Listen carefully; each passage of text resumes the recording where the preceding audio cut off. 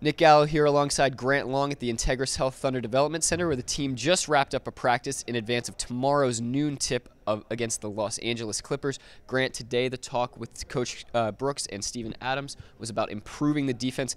What can the team do in practice over these next couple weeks to improve their defense in all facets? Well, I think first of all, you've got to make sure that your principles are brought up to speed. Everybody has to understand what this team is trying to accomplish defensively. And what I can mean by that is the fact that you're running over your pick and roll coverages, you're running over your down screen coverages, and you want to make sure that everybody's on the same page. And for the most part, as a coach, you want to make sure that you're doing your defensive principles better than anybody else in the NBA. So you hear the Thunder talk about so many times. We're more concerned about what we're doing. So that's why they have to stay focused on their principles and make sure that they're doing it once again better than anybody else. Even though the team will be preparing for the Clippers, it's really all about them and making sure that they've got down what they want to do. Getting better and all that, but if you want to be specific, it's mainly our defense. Still working on our defense, getting better. And our last game, we learned a lot from it. Just brush off the kind of we were rusty or whatever.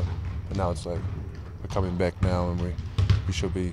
Oh well, we're moving forward from there. Yeah.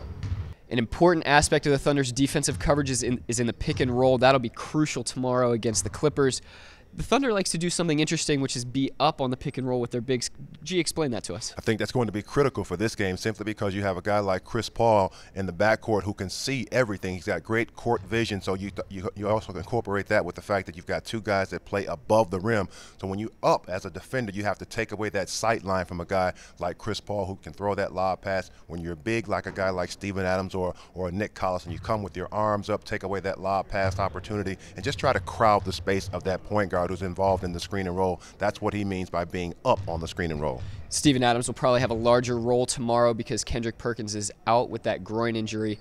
Steven, explain about that pick and roll coverage and why it'll be so important tomorrow.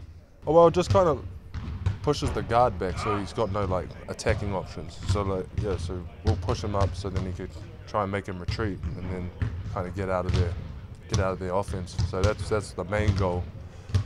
It's pretty hard to make people do that, especially guys like Chris Paul. It's going to be tough. Well, Steven's going to get opportunities, and he's developed at a pace that we're very happy with. He's going to get more opportunities now.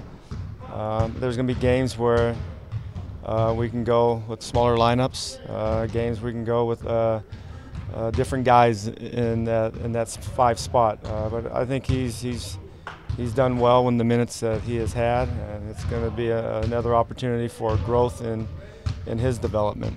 Early noon tip-off at Chesapeake Energy Arena tomorrow. As always, keep it here at thunder.nba.com for more news, videos, and more.